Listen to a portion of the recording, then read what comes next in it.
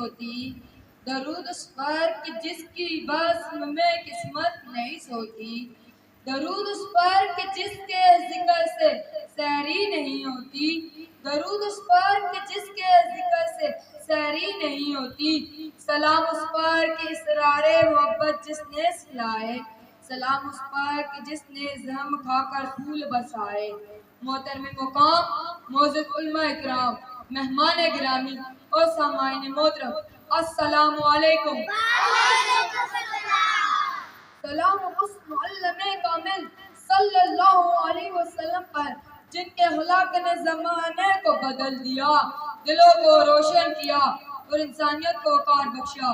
جب دنیا نفرت میں جلس رہی تھی تو مکہ کی سنگلاخ زمینوں پر ایک ہستی نے قدم رکھا جو مسکرانے کو صدقہ، معاف کرنے کو عبادت، صبر کو عظمت کر گئے۔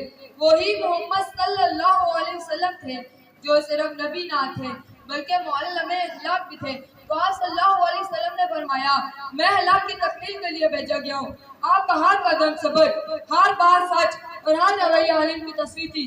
تیرتے سب دلوں نے پتھر برسائے مگر آپ صلی اللہ علیہ وسلم نے ہاتھ بلند کیا، بد دعا کے لیے نہیں بلکہ ہدایت کے لیے۔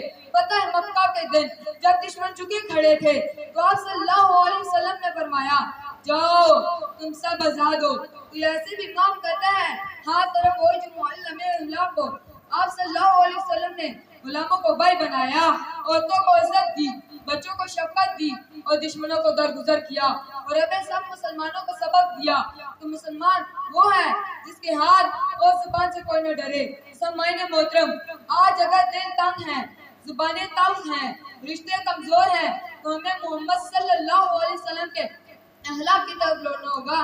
وہی سیرت، وہی شفقت، وہی نرمی، وہی خوشی، وہی ولی بنا دے، عمر کا فاروق بنا دے۔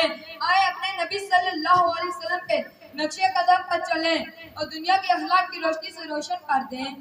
ارباب نظر کو کوئی ایسا نہ ملے گا، بندے تو ملیں گے مگر احکام نہ ملے گا۔ طریق اگر ڈھونڈے گی یہ ثانی محمد، ثانی تو بڑی چیزیں سایہ نہ ملے گا۔ شکریہ۔